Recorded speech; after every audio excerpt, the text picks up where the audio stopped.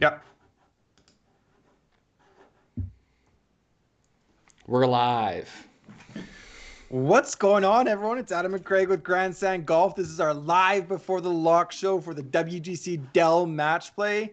It's Tuesday night, Craig. It's a little bit weird. We have a match play event. It's all different. We want to do a Q&A, answer any questions, how we're approaching this, how to build, who we're going with, why, all those kind of good things. Yeah. All of those things. So let's get started, I guess. That's a lot to get into. What's going on, Ray? Sorry?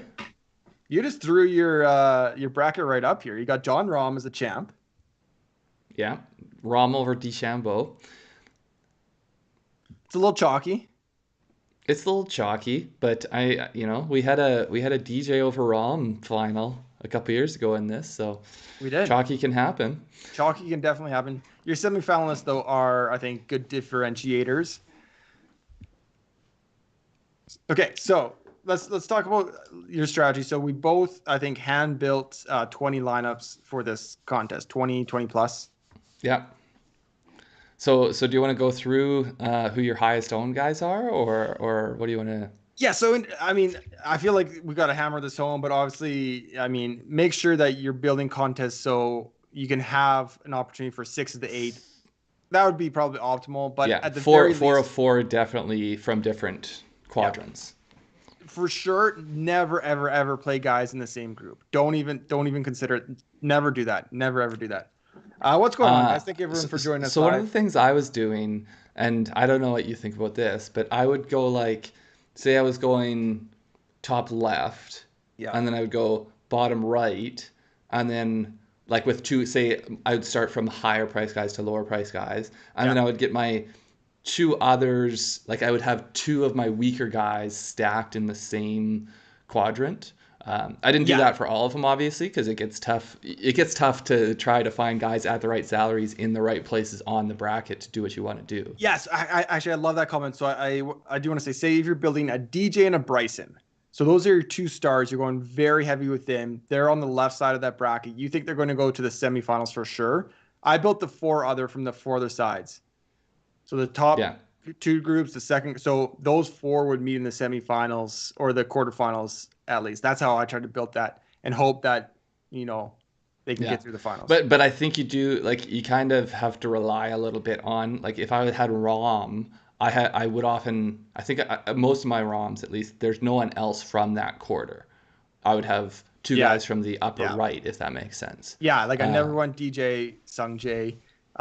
Even a DJ Casey feels like, or a DJ Webb.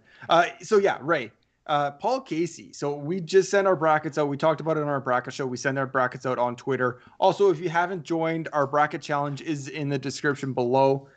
Go there. It's obviously free on pgtour.com. Fill out a bracket. Good. I don't know how. I'm glad to hear that, Bracho. I hope we're feeling confident by midday Wednesday, but it's chaos. Chaos is allowed. Yeah. I'm actually so excited to follow this. I've got this Data Golf pulled up. Yeah. This is what they're doing for their live model this week. And I'm so excited to see as things start tomorrow and we get into these holes, like how much, say Kuchar wins a couple holes early on JT. Like, what does that do to JT's not just winning that match, but like, what does that do to all of his percentages down the line? Because that'll be really interesting. So this is an awesome tool. Data Golf tweeted out, but Craig, maybe we'll throw it in the Discord after this, after the show, because it's going to be awesome to track there. They do great stuff.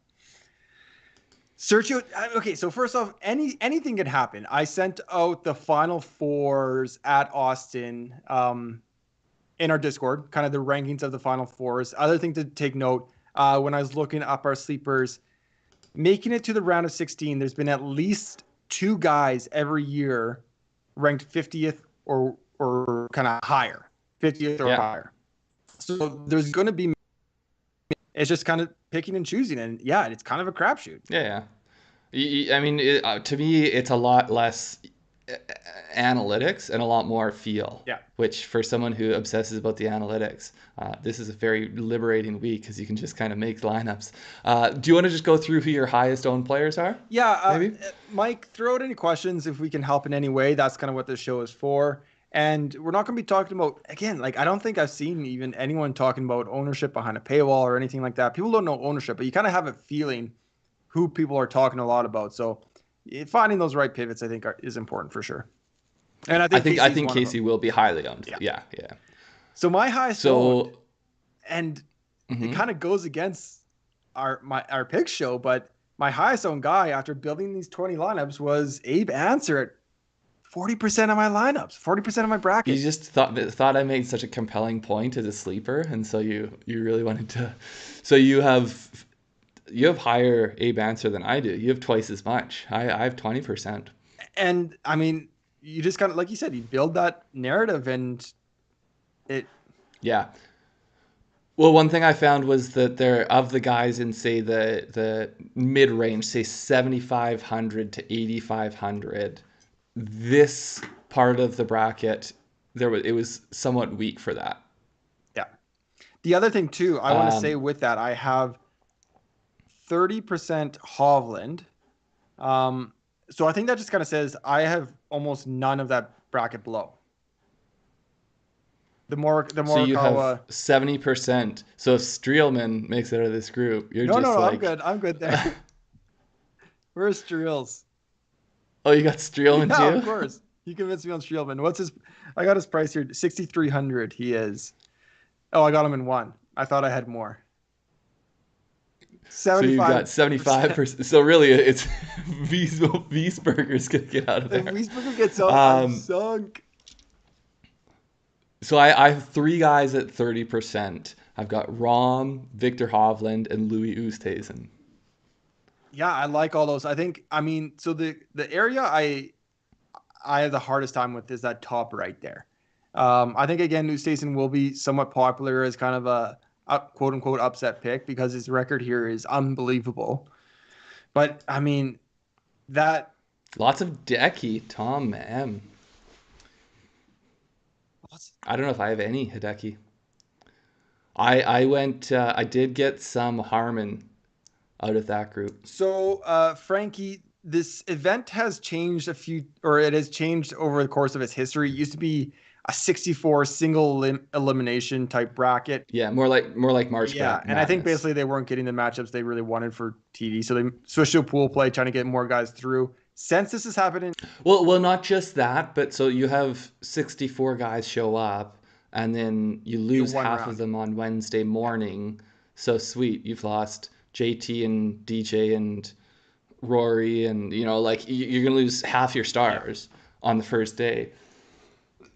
Which does not make for great TV. Yeah. So now they at least have Wednesday, Thursday, Friday. Even if people are out of the tournament, they're still playing matches through them. I think in the last 4 years since it's been at Austin, we've actually had 2 1 seeds win. DJ, and I want to say Jason Day as well. But he might have been a 2 seed. I'm not. I mean, he was close to 1 seed and number 1 in the world at that point. So that wouldn't surprise me. So, yeah. I mean, and then I think we've had a 40 and a 30 something win. Yeah. So other ones. So if I am essentially going fairly heavy against JT making it out of his group, because I have Louis Oosthuizen at 30%, and then I've actually got Kisner at 20%. So I've got 50% of my lineups. If JT makes it out, 50% of my lineups go down the tube, or not down the tube, but they're not looking great. Tom will definitely remember you when you had Hideki in the final. I like bold calls like that. I'm all for that. I have exactly 0 of the defending champ of Kisner. Oh, really? Yeah. You don't like his match play prowess, eh? And you know what? I love it. I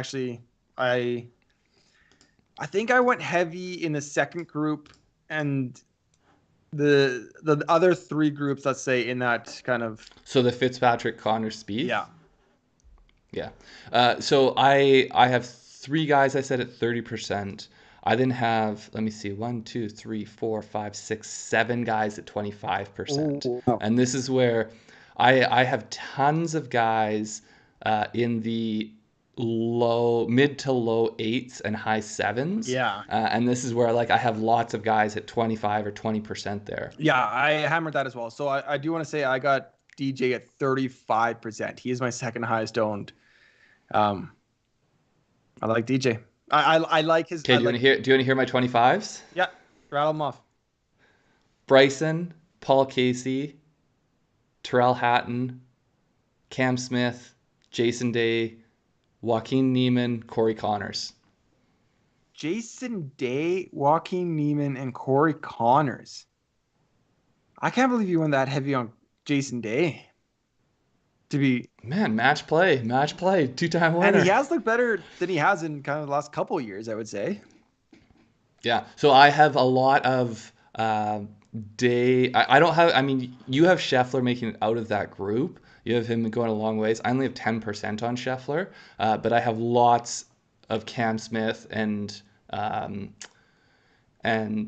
Jason Day coming from that part of the bracket.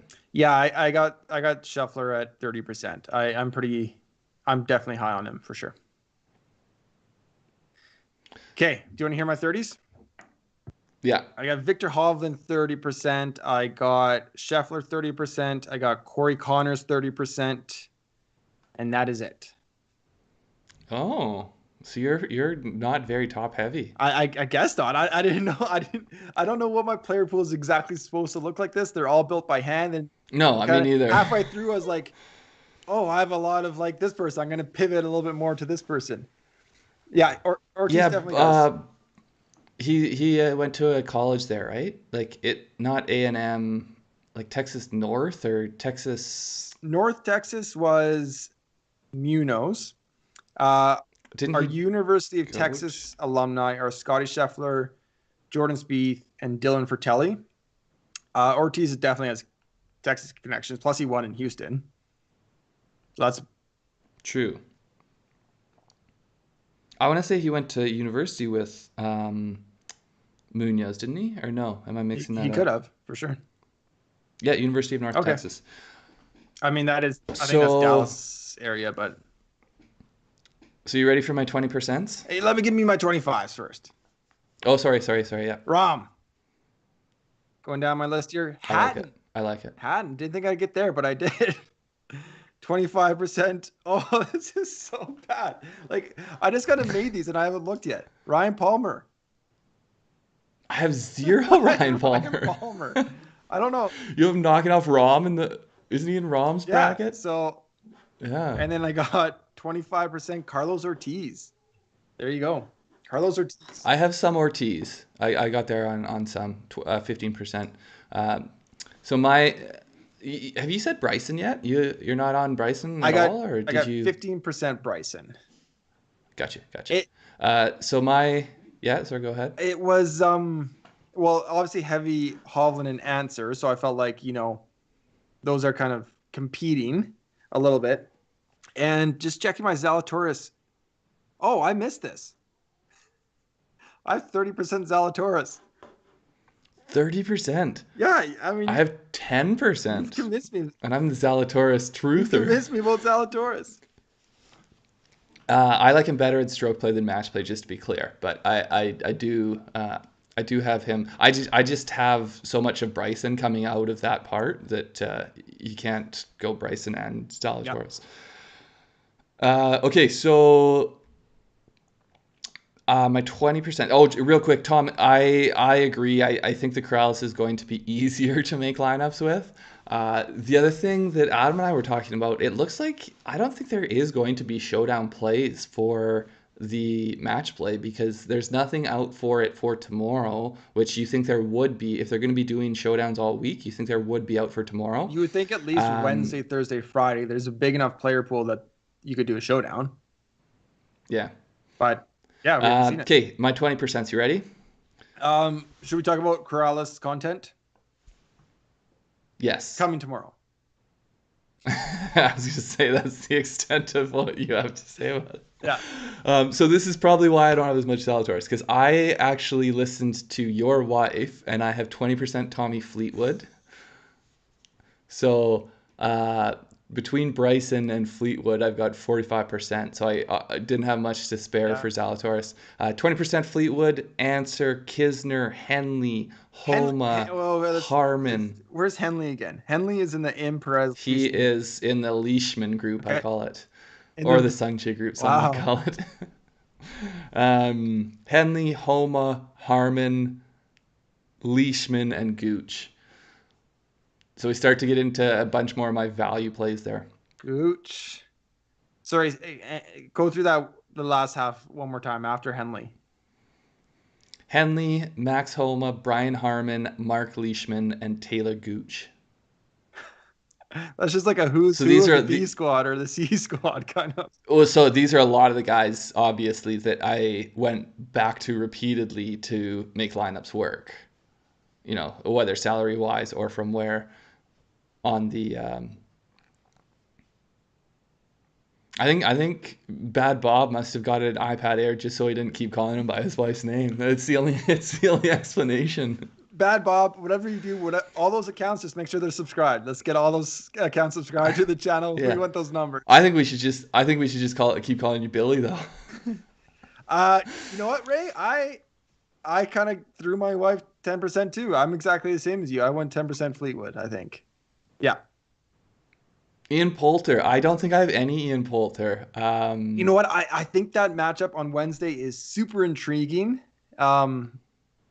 The McIlroy Poulter? I don't know why. Maybe it's just the Masters eye in my head. It's like a slow start, but you go up against kind of a match play legend in Ian Poulter on the first day. That's so I would say Fitzpatrick Spieth will be a good one. So in case you don't know, Harman. In the groups, 1 versus 4 is tomorrow and 2 versus 3. Yeah. I think that Cantley, Harman, Matsuyama, Westwood Garcia. Hey? Westwood Garcia. Yeah. Fitzpatrick Spieth will be great. Yeah. Horschel Homa will be crucial. Scheffler Jason Day will be a pretty good one. Yes, that will be a really good one. Oosthuizen Kisner will be a good one, I think. Man, I'm excited. English Todd? No? Anybody? English Todd. I actually ended up with some Harris English. I got 10% on Harris. I didn't know what to do with that group. I pretty much left them alone and hope someone came from the very bottom group. So, did you give me your 20s yet? 20s, I can list off some 20s. Who do I got at 20? I got Louis Oosthuizen, Joaquin Niemann, Victor Perez. Victor Perez. I don't have any Victor Perez. Yeah, he played well. What was that at the Players, right? He's got momentum. A good finish. He's got a lot of momentum. So quickly in that group, I have this is bizarre and it goes against my actual bracket. But so I spent up a lot on DJ. I got 35% DJ. What's going on? Sorry, I just Tom M just showed my wife the brackets, asked her to pick the winner. She asked which group Gronkowski is in. I wouldn't listen to her intuition. Did your wife submit a bracket for our challenge? No, I don't think she knows enough players.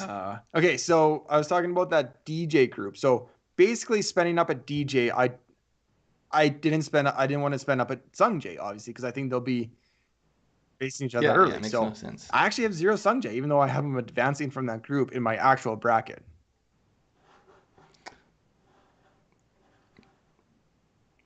Yeah, so did you not go Leishman at all? Oh, Leishman. Where's Leishman? He is at 6,800. I got there in 1. Frankie's calling a EVR for Telly final. I don't even. Oh yeah, that's possible. EVR. I got there. I got 1. I didn't get there at all on either of them. So Xander, I did get there. I don't have any Rory, but I could not abandon Xander. 15%, 50% Cantlay, Garcia. This is sort of like my Adam category. Yeah. So, what do you mean? Well, it's got Cantlay, Garcia. That's pretty much it.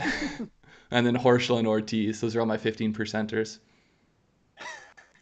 I just like Peck. Let's get Perez, man. Let's get Perez out in four rounds of this thing. See what happens. Upset DJ. I do think that Baracho's onto something with the Bryson Gronk connection. Bryson equals Gronk. I think that's the maybe Rom's a big boy. Yeah. Okay, I've got lots of guys at 10 and 5, so I don't think I'm going to rattle those ones off. No, me neither. I guess I'll do my 15s real quick. I got Bryson at 15, I mentioned. I got Patrick Cantlay at 15, only at 15. Paul Casey at 15, Fitzpatrick at 15, Cameron Smith at 15. And that is it.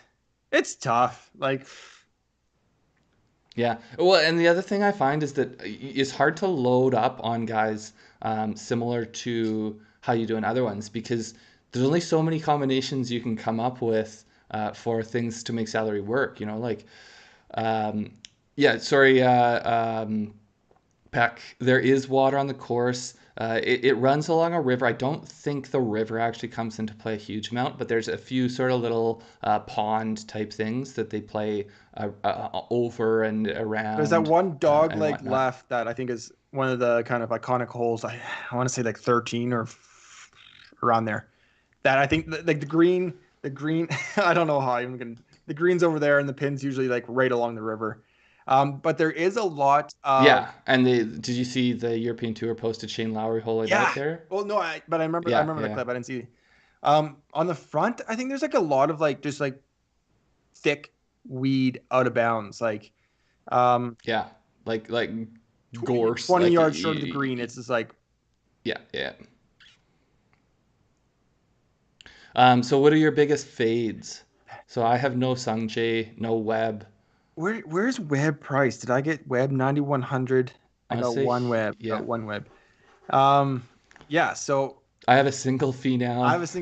Just it made one of mine work, so he got in there. I mean, I'll go through my top guys. I got a single JT, a single Morikawa, a single Rory. I have zero JT. I have a single Xander, 0 Patrick Reed. That's by far my biggest fade. That's the one I'm absolutely most worried about. But yeah. So I have 0 Spieth, even though I have Spieth advancing on my bracket here. I have 0 Rory. I have 0 Colin Morikawa. Those would probably be and Berger. I don't know if Berger's this big of a fade. I wouldn't put... Yeah, I got 0 Berger as well. Bad Bob. That is like the almost all European team besides Answer, but I have a little bit of all those guys except for Poulter. Harris English, top 10 in 2014.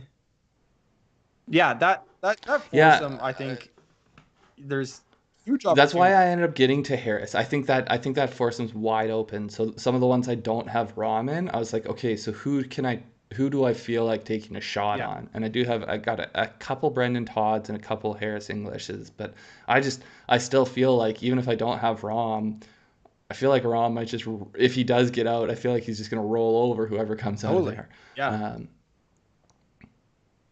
I mean, the thing that I'm just excited for this to start. Yeah. Like I'm excited for my brackets and my DFS, but I just think this is such a exciting, different week of golf. Match play is awesome. We've been deprived of match play, even though we've been playing coming through the pandemic. We haven't had match play. It's so, I mean, there's going to be tragic upsets in day one and people are going to be tilting. So like, you think your guy going +4 on like his Thursday round is tilting? Try like losing to Victor Perez on day one. Like that is tilting. So I'm trying to think of like what would be the most tilting for my brackets, like what advancing. And I think like as bad as this is, like I'm heavily invested against JT, which is not a good thing. Well, I guess statistically mine would be Wiesberger getting out. That would be horrible. But day one, if Adam Long upset DJ, I would be looking at all my other non-DJ lineups. Yeah. I mean, he could still get out of the group even if he did upset once.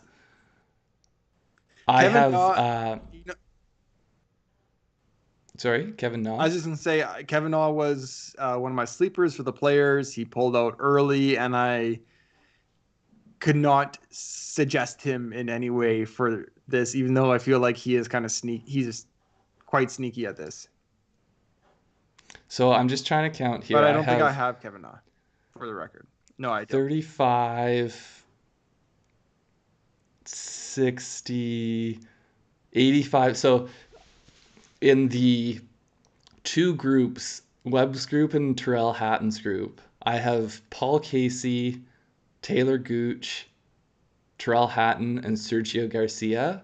I have those four combined on 85% of my tickets. Say that again. Casey, Gooch, Hatton, and Garcia. So like if Webb comes out and then rolls over one of Hatton or Garcia, or it's a Webb Westwood, or a Webb, yeah, like that would hurt me. That's a lot of my like middle price type guys. Yeah, well that's tricky because Westwood could get out, but I don't like his prospects to advance of going deep. The Webb, Casey, Hughes, Gooch, I feel like people are giving to Casey, but I love your exposure to Gooch.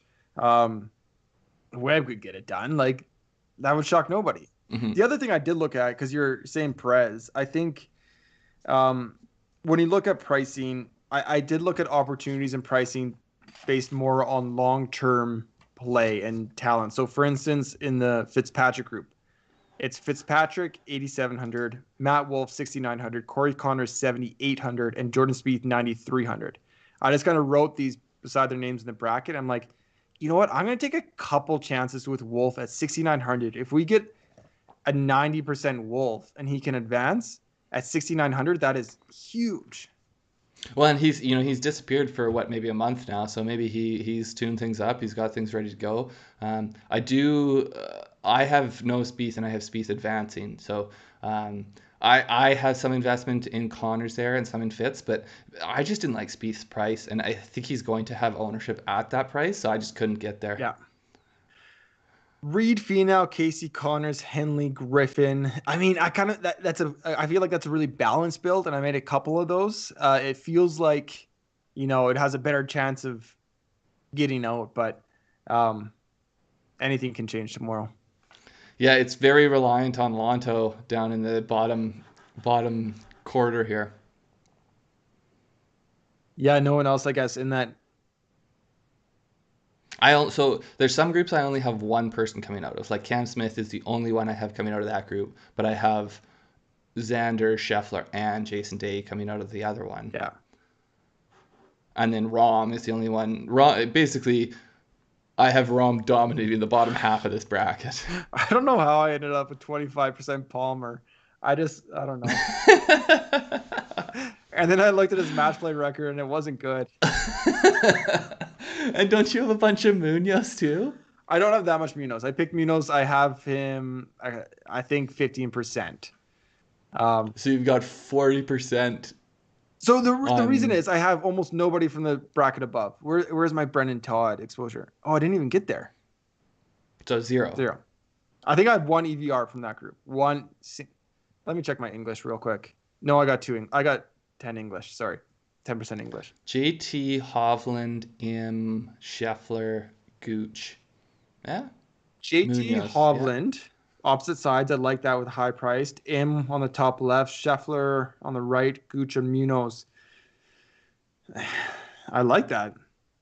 Mm-hmm. Where's Gooch again? I mean, I don't have any JT. I would be very upset if that ticket does well, because it means that everything I've picked against JT is not doing well. But Peck, man, I don't know. Me and you, we must be kismet or something. Yeah.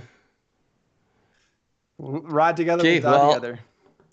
If there's not any questions, I might use this as an opportunity to go spend some time with my wife before she starts 4 straight shifts of work here. Yeah, let's do it. Thank you guys for joining us. Again, do not play anybody in the same group. Don't do that. Don't listen to us and do that. Do not play anybody in the same group. We're not entirely sure what the week's going to look like. So join our Discord. We'll let you guys know there. Follow us on Twitter at Grandstand Golf. Make sure you join the bracket below in the description if you have not yet already. Corrales Punta Cana will be coming out tomorrow sometime. Yeah, just real quick, Michael T. This bracket is on PGA.com. Just a web browser. We have a league set up there. So is that's in the description of our other videos, Adam? Yes. in all our videos. So if you go to our full bracket breakdown, you should see a link to our league there, so you can make your own bracket and then see who takes her down. Yeah, probably Adam's wife will take it down. She's savvy, that kind of thing. Craig, do you want to answer Spencer's Lowry or Palmer? Lowry or Palmer? And I think neither personally. So I would lean. Do you know what the prices are? I mean, I would lean Palmer just based on. There's 7,100, 7,000. They're $100 apart. Let's see what Data Golf has to say. I would lean Palmer. They're leaning Lowry. Lowry so they have has it very balanced. Starts. Aside from Rahm, they have this as a very balanced group. The way I looked at it is basically, I think more people will just, if they're going off Rahm, they'll go Lowry, is how I thought. So I went more Palmer. I don't really have any data to back that up. I just think people think Lowry would be a better match play player, so I went Palmer. Yeah, let me pull up. I can see their match play records. Just give me 1 sec here. If you can just vamp about Palmer. Okay, 7,000 is too. No, I'm not going to say that, but it's a hard group. It's a really hard group, and they play each other first. No, I do have Munoz, but I think he was asking specifically probably last person in at that price range. So Ryan Palmer is 1-4 career singles record. Shane Lowry is 6-13. See, that's not great. 6-13 doesn't give me any more confidence about Lowry at all. No, neither of those are very good. No, that's which makes me like Rahm all the more. Munoz, you don't know. Who knows? Yeah, I did go. Yeah, for sure, Munoz. I think Munoz. I mean, I think any of those are fine upset plays. I think there's 3 people I think have easier outs of their groups. I think Bryson, Rahm, and DJ all have easier. Like if you compare that to what JT has to get through or what Xander has to get through, say, those 3 seem like they're easier groups to get out of. Although I was thinking about this a little bit with JT, if he gets an easy matchup with Kuchar, finishes him off in 14 holes, gets the rest of the day off.